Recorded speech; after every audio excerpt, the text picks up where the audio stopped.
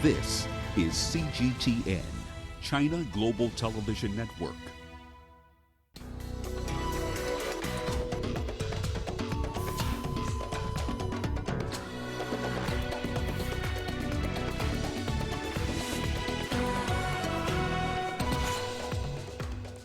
Austrian police launch a manhunt after gunmen kill 5 in a terror attack in Vienna. French soldiers say they've killed 50 jihadists in Mali.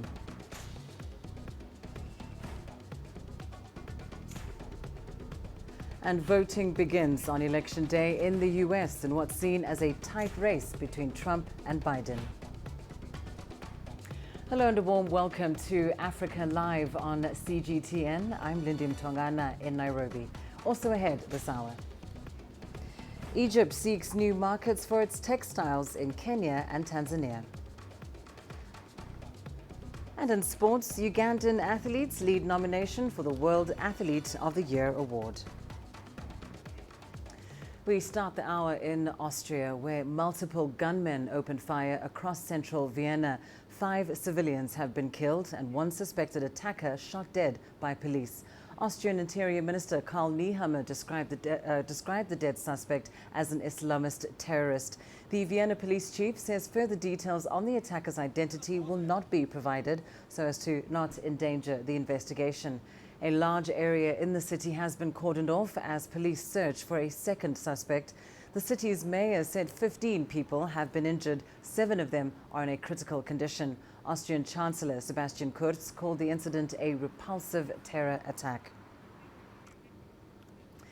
And let's go to Ethiopia now, where sources, including Amnesty International, say at least 54 people from the Amhara ethnic group have been killed in an attack late on Sunday.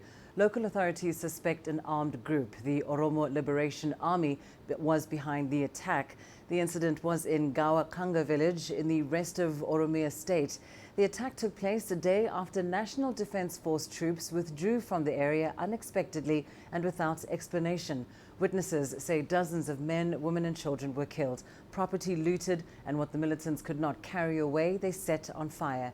In the latest development, the government says a few suspects are now under police custody and many more are being pursued. Let's get to the very latest on this story now. We're joined by our reporter, Girum Chala, live in Addis Ababa. Girum, this of course can only be described as a very devastating attack in Western Ethiopia. Tell us more about the motive behind these killings and what government is saying about this incident.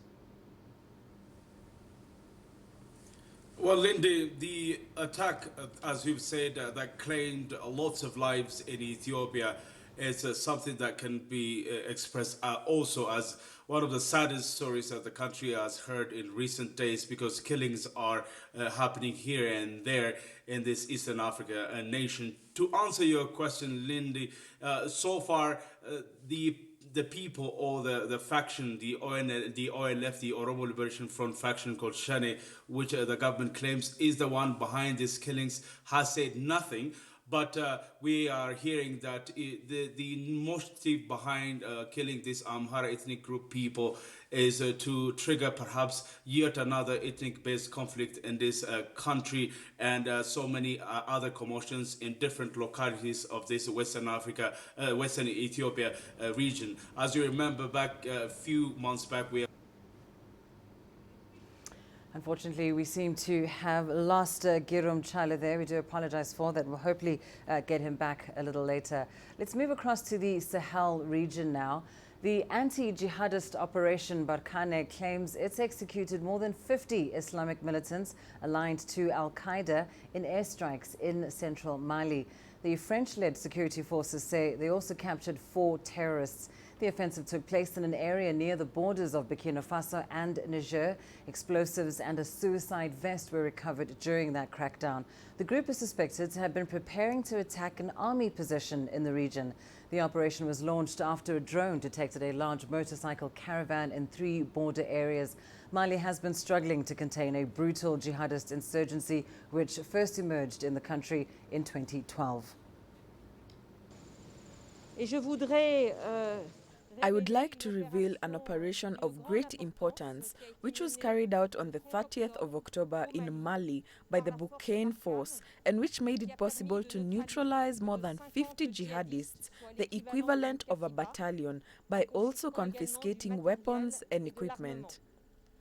This action, which is an action of opportunity, deals a significant blow to a terrorist group affiliated to Al-Qaeda, a fighting unit of Ansarul Islam, which operates in the region of Bulikesi, near the border with Burkina Faso.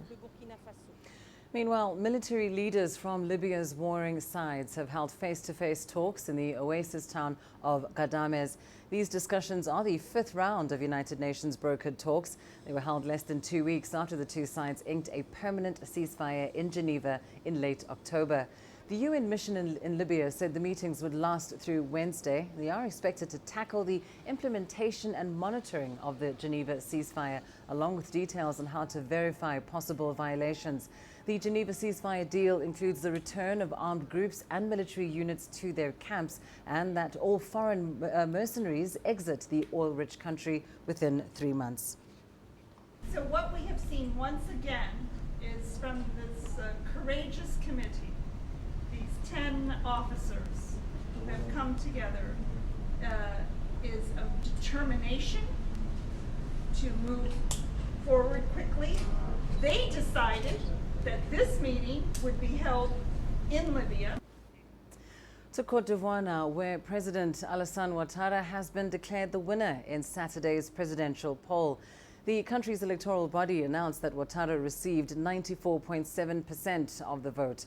Ouattara's opponents boycotted the election, which they termed an illegal bid to hold on to power. In the results announced, Ouattara's three opponents, Afi Nguessan Pascal, Bedia Konan Aime Henri, and Kudeo Konan Bertin, won between 0.99% to just less than 2% of total votes cast. Ouattara was set to step down after his second term, but he said a 2016 Constitutional Court ruling allowed him to vie for the top seat in the country once again. Alassane Ouattara obtained 3,031,483 votes, or 94.27%. Afi Nguessan Pascal, 31,986 votes, or 0.99%.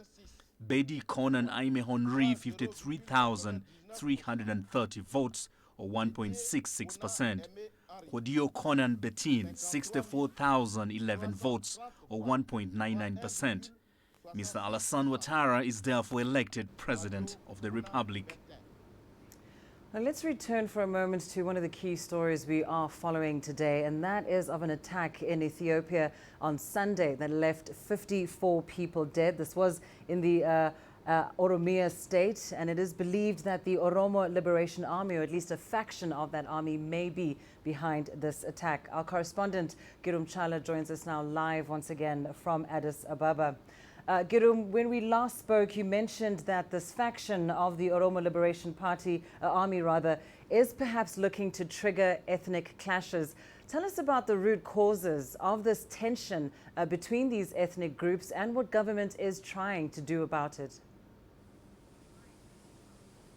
Lindy, well, that is what the government is saying, that this faction called Shane is behind it, and they have collected these people in the name of, calling them for a meeting, and they threw bombs and they destroyed their properties, as well as, raped some women around and looted at the same time of the area that this kind of killings took place. Amnesty International's report claims that there are 54 people who have been killed. Ethiopian government sources say the number is less than that, about 32, 33 people. But no matter what the number may be, the government is the one being condemned here, as sources are also saying that the army, the Ethiopian Defense Force, left the area, and the sooner they left the area, the attack took place, and these people were killed, and they were targeted because of their ethnic group. And the government's report this morning, a few minutes before I joined you, said that several people have been arrested, and some people are also being pursued who are supposed to be part of this, sabotage and killings of these people, member of the Oneg Shani, according to the sources that we have heard. So in general terms, the blame is going to the Ethiopian Defense Force, the Ethiopian government, but then again, it's also important to understand that these killings are triggering yet another tension in this country, Lindy.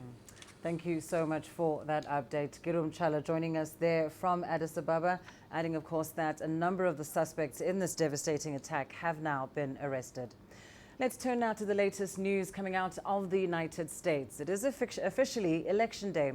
The first polling station opened in a village in New Hampshire state at the stroke of midnight, traditionally the first in the nation to vote since 1960. Most other polling stations across the country will open at 6 or 7 a.m. Democratic candidate Joe Biden has held a relatively steady lead over President Donald Trump in opinion polls, but the race is close in swing states. More than 98 million early votes have already been cast in person or by mail, and that's equal to over 70% of the entire turnout of the 2016 election. CGTN's Nathan King tells us more. Well, it's a tale of two political campaigns. If you look at the president's campaign, he's currently in a massive crowd in Kenosha, Wisconsin.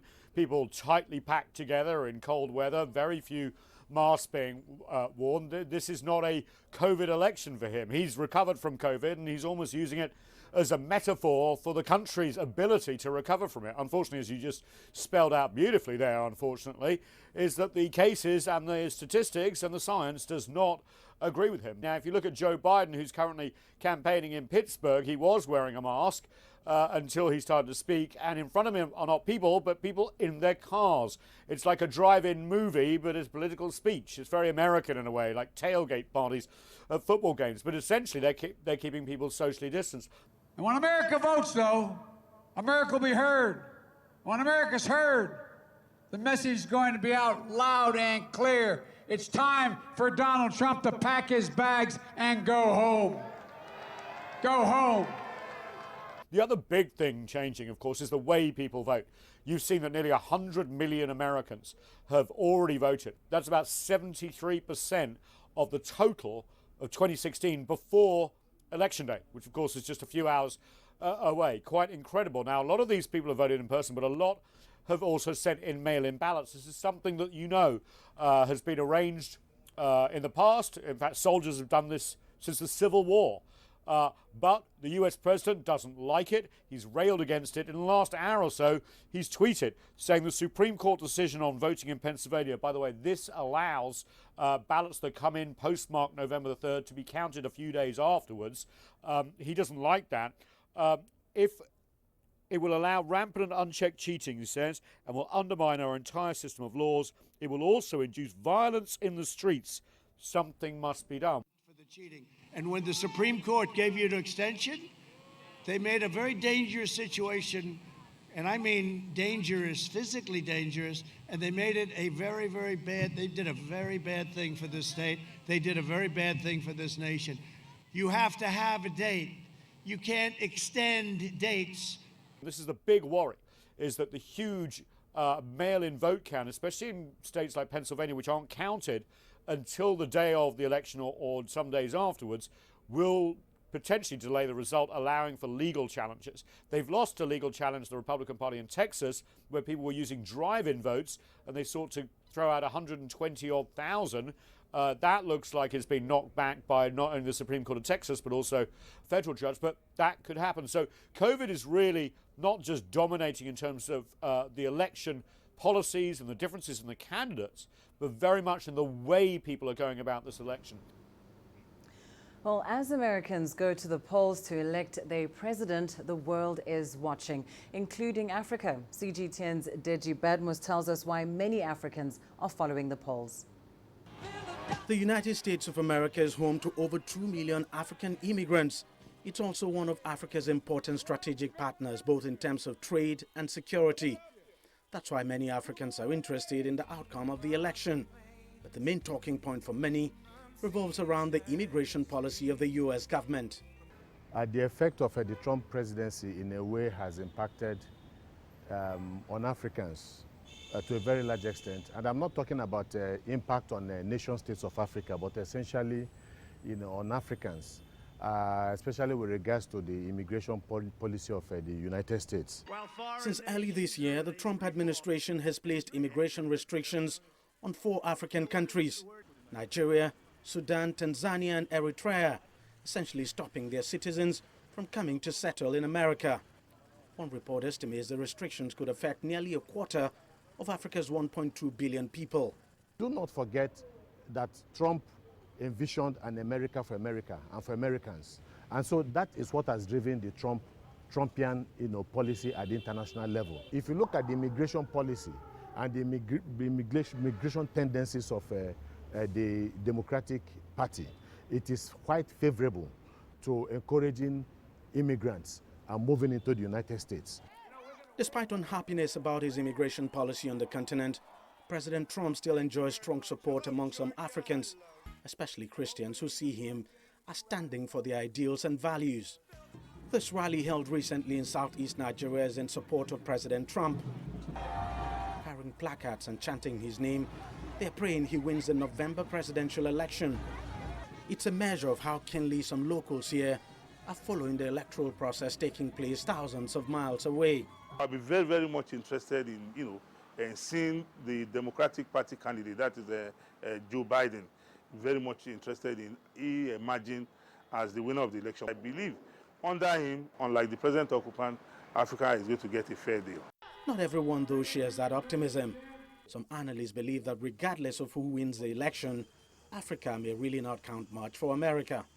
The major interest that America had in Africa at the time was the interest America had in oil. Oil drove a lot of things in the United States. But now they have been able, through the fracking itself, which Biden said he's going to discontinue with time, America has been able to win itself off dependence on Africa. Even in Saudi Arabia and so on, they are relatively self-sufficient in energy with regards to oil. The President of Senegal. Despite that sentiment, the Trump administration has sought to increase bilateral trade and investment between Africa and America through the government's Prosper Africa initiative. But many on the continent believe the program, launched in 2018, is a response to China's strong engagements in Africa. In terms of practical, constructive engagement with Africa, I think that boat has sailed a long time ago, unless they can envision something new for Africa. And with the quantum of investment by the Chinese, I do not think at this particular point in time they have the political will and they have the economic leverage over African countries anymore to win them off Chinese engagement with the Chinese. Africa may not have featured as an issue on the campaign trail in America, but many on the continent will likely stay glued to the media on November 3, keenly following the US presidential election. And while it may be happening thousands of miles away, for some in Africa, the election matters to them even more than their own national elections. Deji Badmos, CGTN, Lagos, Nigeria. Well, some on the African continent are looking at the US election with unease, but there are also those with a positive outlook. Here are some of the voices from across Africa. We did not benefit anything from Mr. Trump. So I think from Biden, we might get something. I don't foresee any change.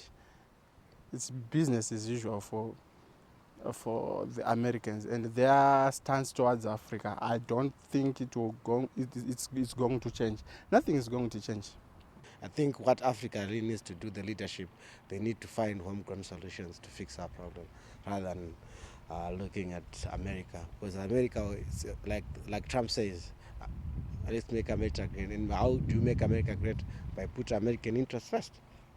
We should expect the incoming president, if not Trump, to continue the help that they have been giving Kenya, especially on matters regarding security, especially the border security, Somali. The racism and violence towards African Americans show Trump's inherent racism. I hope that he'll not get re-elected. And I think whoever is in power in the US, nothing will change in our region. I don't care about US elections, but I only hope that Trump will not stay in power because he's divided the world. He's shown hatred towards Muslims in the US and in our region. We hope that the government that is going to be set up in the US is a government that will resolve our problems in Africa in general and look at South Sudan in particular to help us resolve some of our political problems. Well, time now for a short break. Here's what's still ahead on the program. For the largest breast cancer campaign in the world.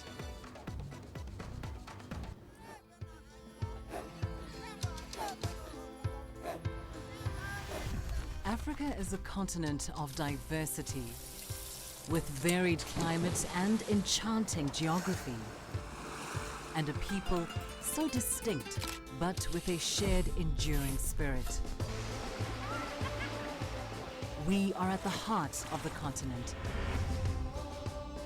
to bring you the untold stories. Let's have a look. We celebrate Africa as it shapes its own destiny. Tunis, Cairo, Juba, Johannesburg, Ethiopia, Tanzania. Africa Live. Find your voice.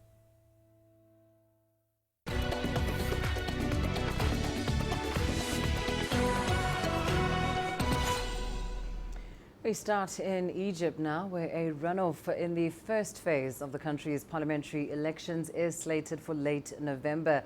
The contest will be over the remaining 110 seats allocated to individual candidates. Meanwhile, a coalition led by the Mustaqbal Watan party has won all of the seats allocated to party lists. More on the election results now with CGTN's Adel Al-Makhraoui.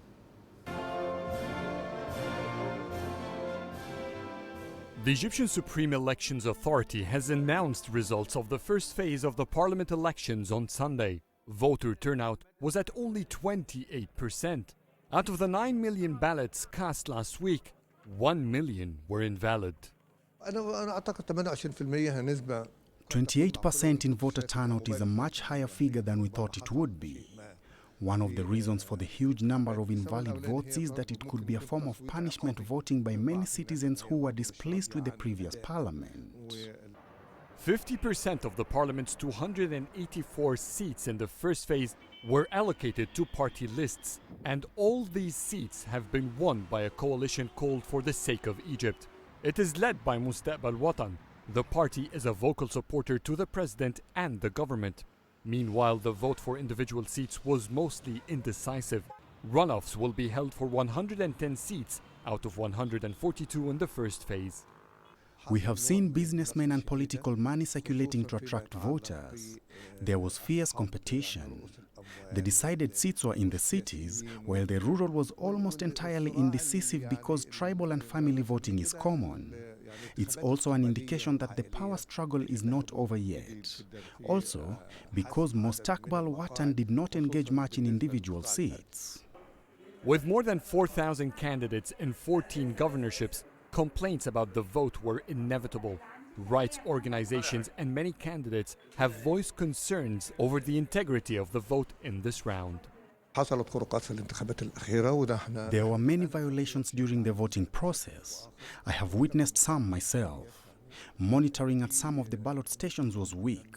Some candidates complained that the number of voters were much less than those declared for a winning candidate.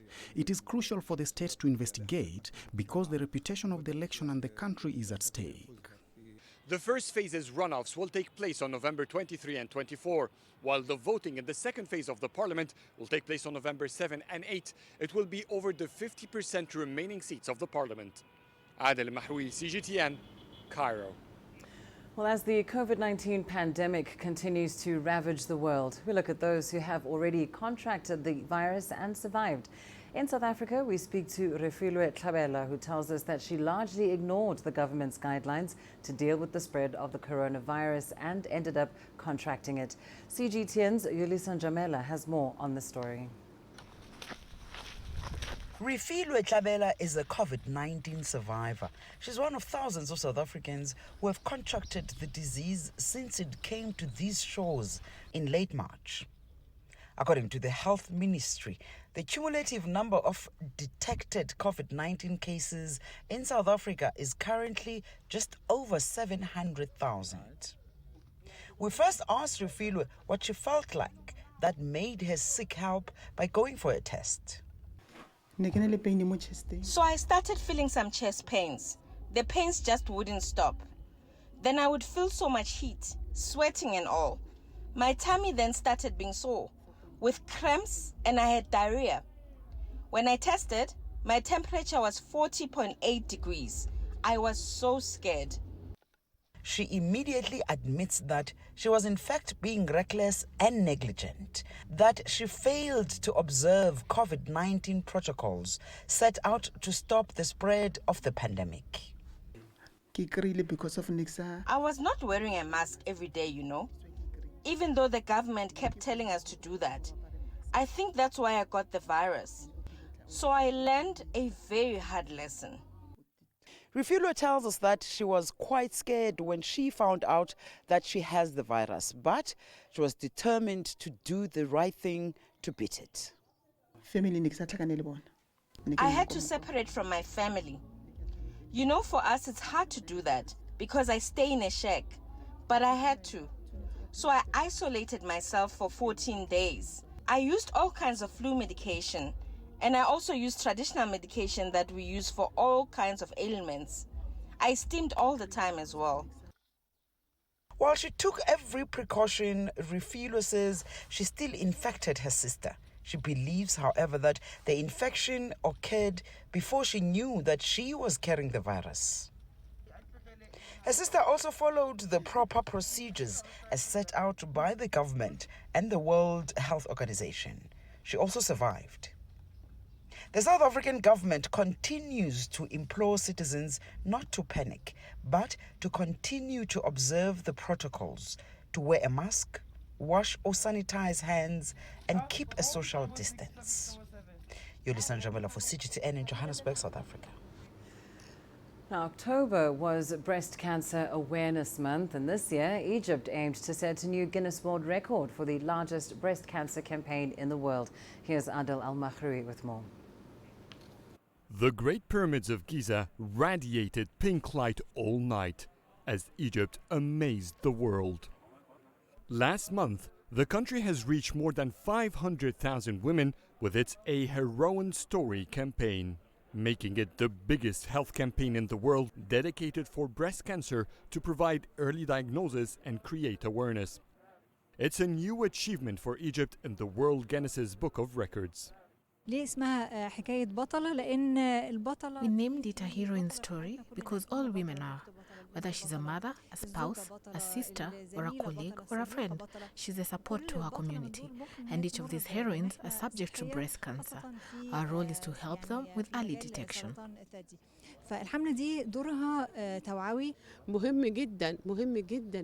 Awareness is extremely important for early diagnosis. If there is a tumor, it could be cured. Treatment takes time, and full healing becomes a much easier process. Because of the COVID-19 pandemic, many Egyptian women are wary of visiting hospitals for their routine breast cancer checkup. So the Health Ministry, along with this campaign, decided to bring free checkups and mammograms to women through mobile clinics in streets, shopping malls, and other public spaces. This is actually going really well. They have now exceeded 9 million new breast cancer examinations throughout Egypt, and this is actually one of the huge numbers, and this was actually done in the past 2 years, so we are actually on a very good step, on a very good foot in Egypt in terms of breast cancer awareness and breast cancer diagnosis. A Heroine Story is an expansion to the nation's 100 Million Healthy Lives campaign, which has been providing free medical services throughout the past 2 years.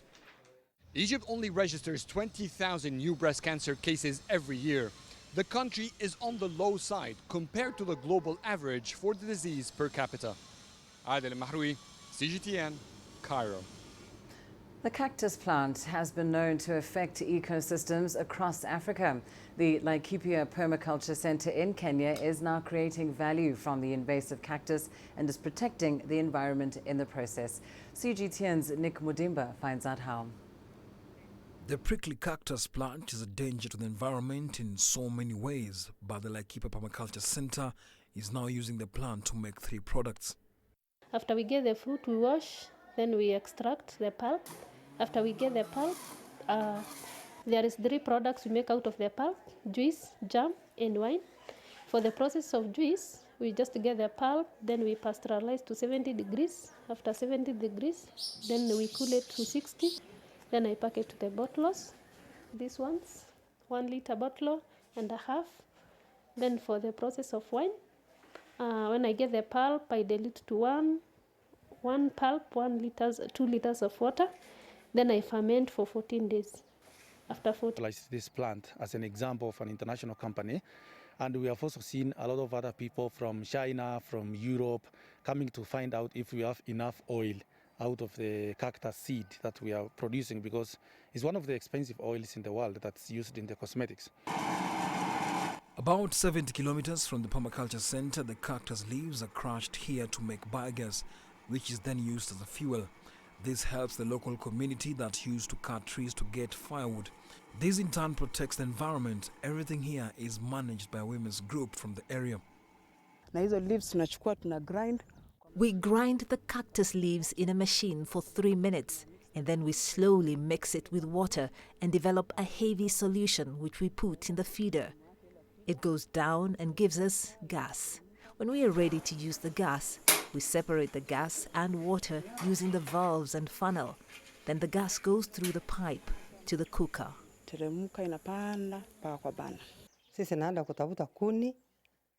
We used to use firewood here a lot, but now things have changed for the better.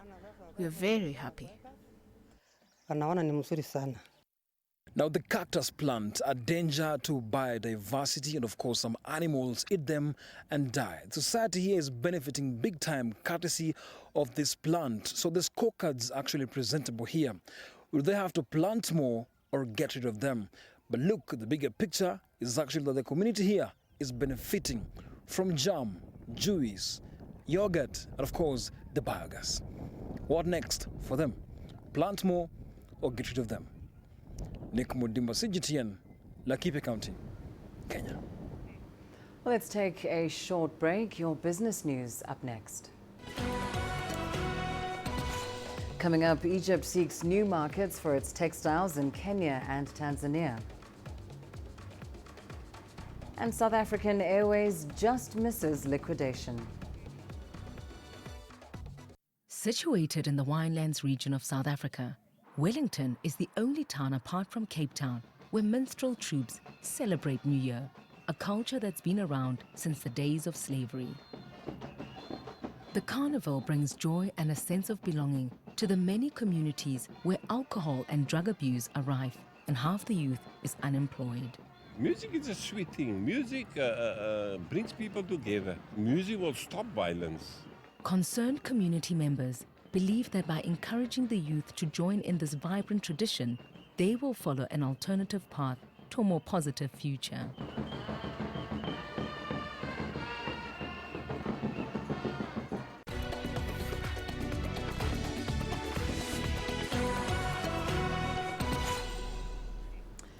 Business news now, and final preparations are underway for the 3rd China International Import Expo, which opens on Thursday. The event will be held at the National Exhibition and Convention Center in Shanghai. Despite the pandemic, the exhibition area is even bigger this year, and dozens of Fortune 500 and industry-leading companies are attending for the first time. Stringent pandemic control measures are in place. All products are being disinfected twice before entering the center, and 33 hospitals are prepped for any major incidents. Well, this year's Import Expo has attracted many high-quality foreign brands to participate. As CGTN's Sunir reports, this is exactly what Chinese consumers are looking for. The crowds and lines at this shopping mall in Shanghai are considered a tease for what's to come for the November shopping season. Among the biggest players, Tmall expects to attract at least 800 million Chinese consumers at home for what it called a global shopping festival. I'm buying skincare and cosmetic items like NARS and YSL. The trick is to look at the number of gifts instead of just the discounts. I only buy tried and tested products, for example, Chantecaille and SK2 lotion. We're looking at home appliances because we've just done a refurbishment. We could buy from Japanese brands that are reliable. With international travel largely stalled this year, analysts say spending on imported goods could see a disproportionate rise for this shopping season. China's nationwide retail sales have started to rise since August as international brands sped on the country's continued market growth. We're actually very confident that we will see a very positive turnout this Double 11. The Chinese consumer is resilient, and for us a big benefit. The Chinese consumer is more and more looking to improving the quality of life. Now it is all about offering solutions that address unique unmet needs of a consumer. These are the type of solutions that we believe the Chinese consumer not only has an appetite for, but also is willing to pay more money for. As the Chinese economy bounces back from COVID-19, the company says it expects consumption boom to continue beyond November. Sun Ye, CGTN, Nanjing. South African Airways has managed to avoid liquidation with a $656 million injection from the government. Last week, the Treasury announced they will ensure essential parts of its business rescue process are financed. The ailing state airline has been in business rescue since the end of 2019. Sumitra Naidu has more. For years, SAA has been mismanaged and plagued by political interference. This is why many were not surprised when the finance minister announced another loan to save the airline. The $656 million will be used for severance packages and to service some of the airline's debt. This restructured airline will only have approximately 1,300 employees. 3,200 workers at SAA will either have to take voluntary severance packages or be retrenched. So an extremely high price has been paid for this. And to make matters worse, for the last 5 months or more, our members have not been earning any salary. Praveen Gordhan, the Minister of Public Enterprises, has expressed confidence that a new airline under a potential strategic private partnership will emerge by June next year. Privatization has never been on the cards for the government or for the unions, but it does seem like it is the only alternative now to ensure that SAA keeps flying. This, for us, it's not the ideal situation, given that the alternative would have been an airline which has either been wound down or liquidated, and all workers would lose everything in that type of scenario. Aviation expert Desmond Latham says it won't be easy to convince private equity into a deal, given the legacy of political interference in SAA. When they went into business rescue in December, SAA had 48 aeroplanes. They now have 7. There's a lot of blurred and grey areas here. I mean, the recovery period initially will be paying debt, paying retrenchments, that money that's been earmarked, and there will be some of the cash made available to try and resurrect the airline by probably mid of 2021. Latham also warns against the timing and the turbulence this industry is going through. COVID is having a major impact on global aviation. In Africa, it's down 90% in some places, and the overall expectation is only 30% recovery by early in the new year. Ethiopian Airlines is government-owned, for example, and makes a profit because it's not government-managed. And there's a big difference here in South Africa. The management team at SAA were politically instituted, if you like. The board of directors was massively interfered with by the ruling party, and the result is that it collapsed. Adam Voss, the CEO for SAA Technical, resigned at the weekend, not ideal as the airline attempts to get back in the air. While some are hopeful, many experts believe SAA should be left on the ground. Sumitra Naidu, CGTN, Johannesburg, South Africa. Egypt's textile industry is looking to push into the Kenyan and Tanzanian markets in November as part of a wider expansion plan across Africa. Cairo is making use of the free trade incentives provided by the COMESA agreement to enter these markets before expanding across the continent. CGTN's Yasser Hakim brings us the details. The process has been put in motion as textile and garment producers in Egypt are pushing to raise their market in Africa. Kenya and Tanzania are the first destinations for the industry. That is Egypt's second biggest industrial sector after agro-industry, and which accounts for 3.5% of its gross domestic product. The two countries have a fine clothes manufacturing industry and there is demand for textiles. When I was chairman of the Egypt Export Federation, we established Destination Africa Forum, which helped us understand more about the African market. Africa is an important market. We are not only exporting ready-made clothes and textiles, but I think what is more important is technical cooperation to develop the industry in the continent. The plan entails establishing multiple showrooms in Kenya and Tanzania to showcase and sell Egyptian textile and ready-made garments. There are already Egyptian warehouses to stock the products in the two East African nations. According to the Cairo-based federation, Egypt exported textile and garments worth $2 billion in 2019. 80% of this was to the United States and the European Union. The rest were for Arab countries and small amounts to Africa. But there are challenges for exporters in the North African state to attack the African market aggressively. The main challenge is to study the African markets and the purchasing habits in the countries we target. It needs time and a lot of effort to study and analyze because information is not easy to gather here. The state is helping by enhancing feasibility studies and opening contacts with officials to aid exporters in their mission. Another challenge is the outbreak of the COVID-19 pandemic, which has disrupted supply chains and affected consumer purchasing power. Egypt's textile exports have dropped by 20% between January and September this year, with predictions of a continued drop going into 2021. This could prolong the attempts to expand the Egyptian textile industry into the continent. Yasser Hakim for CGTN, Cairo. Tunisia's National Statistics Institute has estimated that 5 million consumers, that's nearly half the population, buy clothes from free markets. These second-hand markets offer affordable and fashionable items. However, the sector is facing unprecedented challenges due to the COVID-19 pandemic. Following a recent surge in COVID-19 infections and deaths, Tunisian authorities have banned open-air public markets. Tens of thousands of businesses have been affected by the new measures.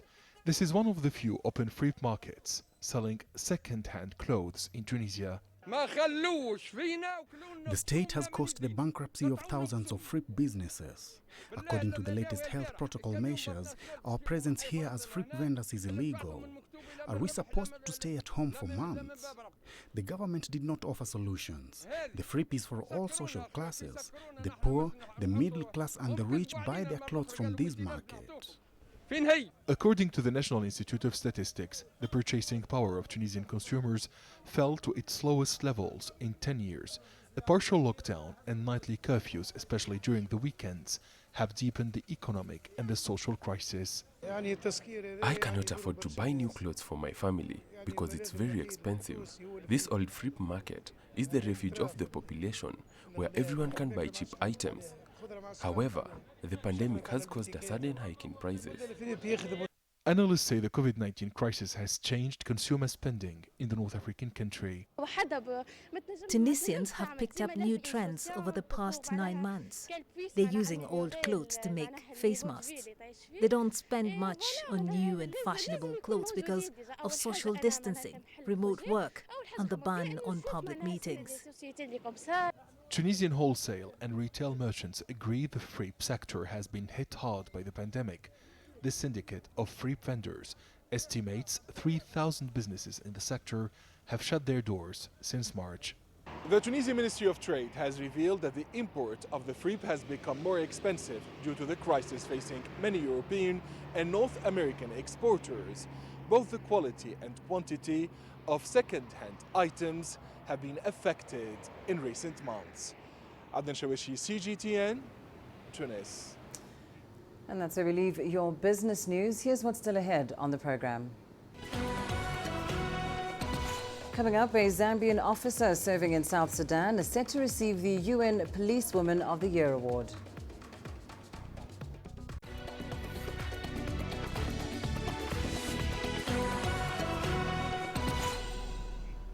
Chief Inspector Doreen Malambo of Zambia has been named the 2020 United Nations Women Police Officer of the Year.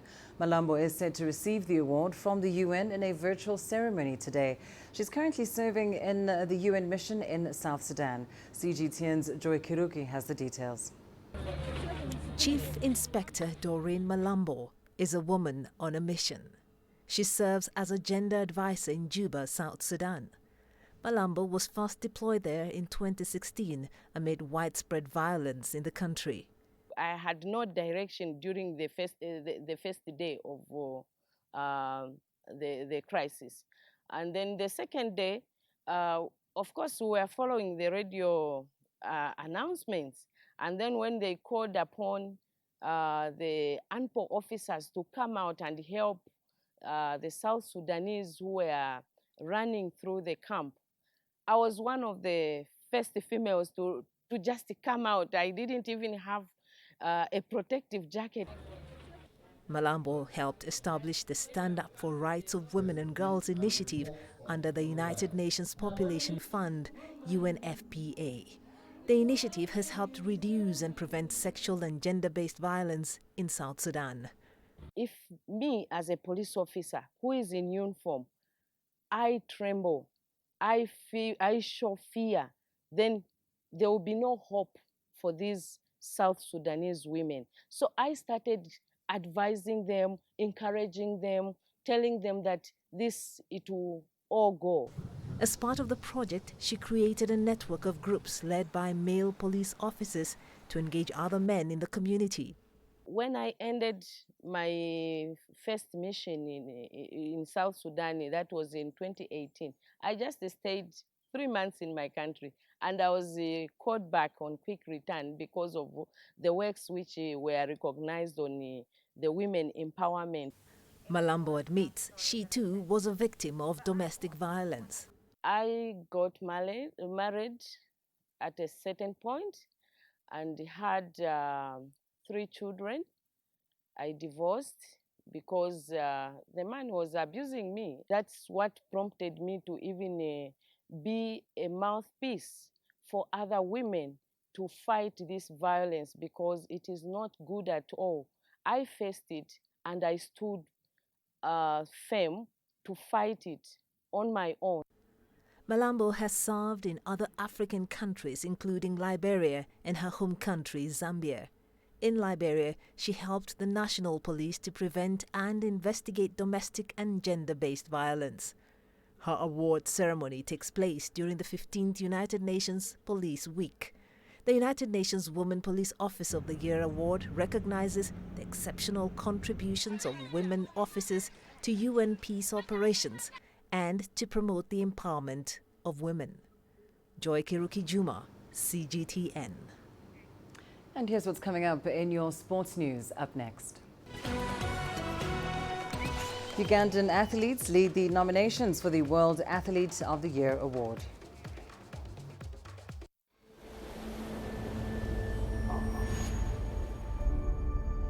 How would you create your legend?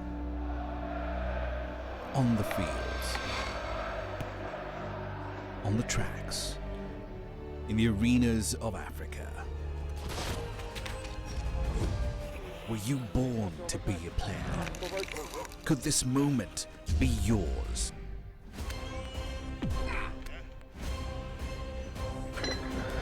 Sports Scene.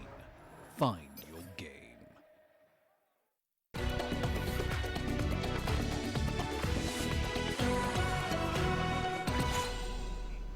Ugandan record-breaking athlete Joshua Cheptegei leads a 10-strong shortlist for Male World Athlete of the Year.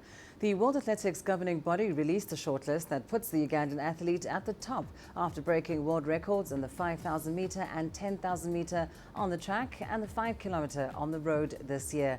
Another Ugandan and the current world half marathon champion Jacob Kiplimo has also been nominated. World 1,500 champion Timothy Cheruiyot, undefeated in 3 races in the short makeup Diamond League season, is the 3rd African athlete in the 10-man list.